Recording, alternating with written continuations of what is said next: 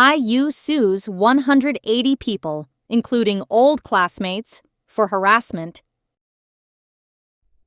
Hey everyone, today we're diving into a big move by IU.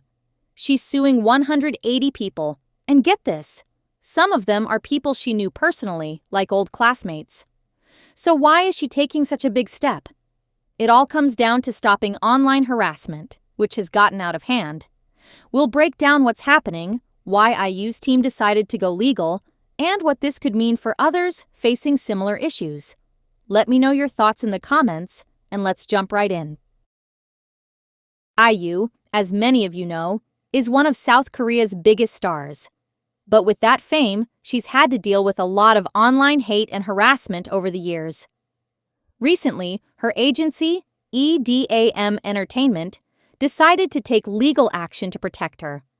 On November 11th, they shared an update on how things are going with these lawsuits. So, what exactly has IU's team been dealing with? Well, according to EDAM Entertainment, they've been working with a law firm for over 2 years to build solid cases against those behind the harassment.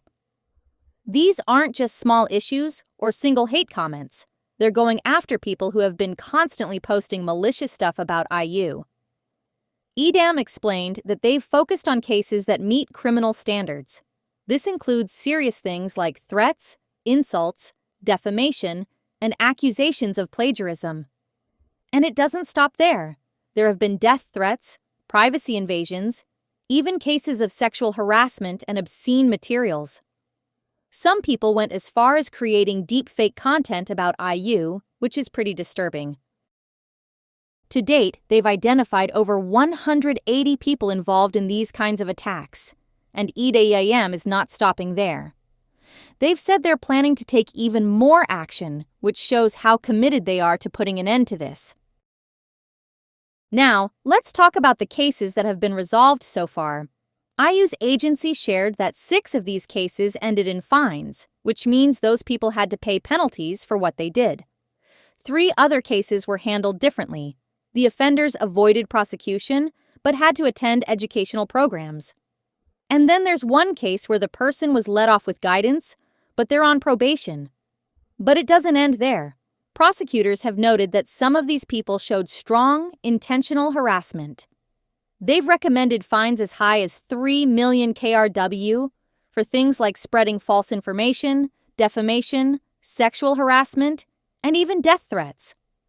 Some of the people IU's team took to court actually tried to fight back and contest the charges, which is why some cases are still going through formal trials. For the more serious offenders, those trials are still ongoing. There's even an individual who keeps harassing IU despite the legal action already taken. What's really surprising is that some of these harassers are people IU has known personally, including a former classmate from middle school who's still involved in this. It's crazy to think that people from her past would do this, but IU's team is determined to get justice. And then there are those who are based overseas, or using foreign IP addresses. EDAM Entertainment said they're working with authorities to track down these people too. It sounds like they've made progress in identifying them, even though it's more complicated with international cases. One particular netizen who spread false claims, accusing IU of espionage, has been tricky to deal with. This person kept refusing to cooperate and didn't show up for questioning multiple times. But finally, they were handed over to prosecutors, and now they're waiting to see what actions will be taken next.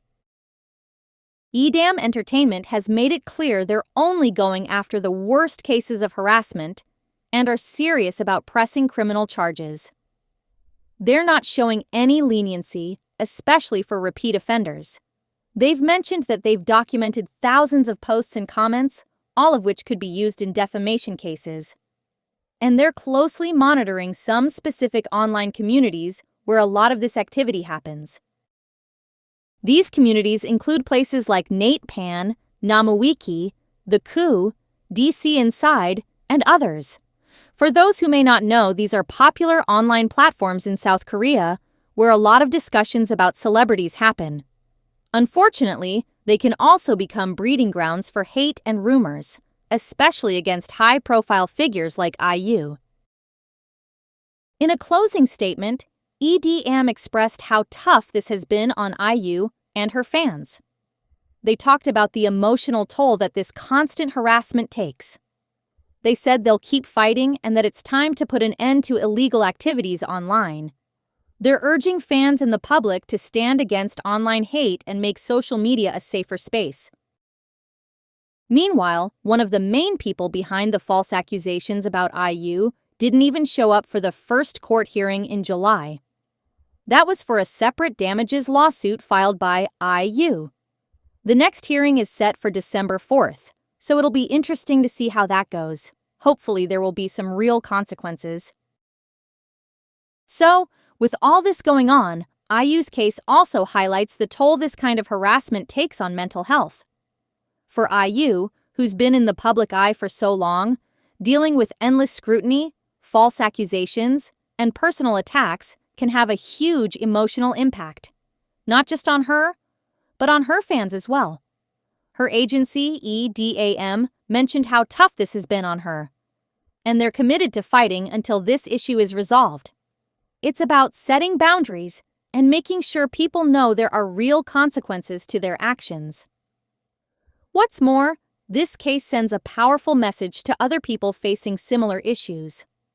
For many public figures, facing online abuse feels inevitable, and some even hesitate to take legal action because it's often a long, difficult process.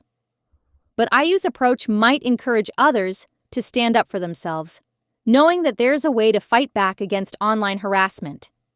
As for the online communities where this harassment tends to thrive, IU's team has made it clear that they're closely monitoring these spaces and collecting evidence. Popular platforms like Nate Pan and DC Inside are often where rumors and negative comments spread quickly. IU's agency hopes to make these communities think twice before allowing hate and harmful content to be posted. With IU's next hearing set for December 4th, fans and the public are watching closely to see how the court will respond. Will these individuals face real consequences? And could this case lead to broader changes in how online harassment cases are handled in South Korea?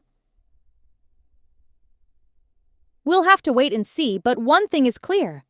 IU's team isn't backing down. In the end, IU's legal action is about more than just protecting herself. It's about setting an example and, hopefully, changing the culture around online harassment. If this approach proves effective, we could see more agencies and public figures taking similar steps to protect themselves and their peace of mind. Let's hope this brings IU some closure and sends a message that online hate won't be tolerated. So, what do you think about all of this? IU taking on 180 people for harassment is a huge step. Do you think this will set an example and make people think twice before posting hateful stuff online? Share your thoughts in the comments, and let's keep the conversation going. Don't forget to like, subscribe, and stay tuned for more updates. Thanks for watching.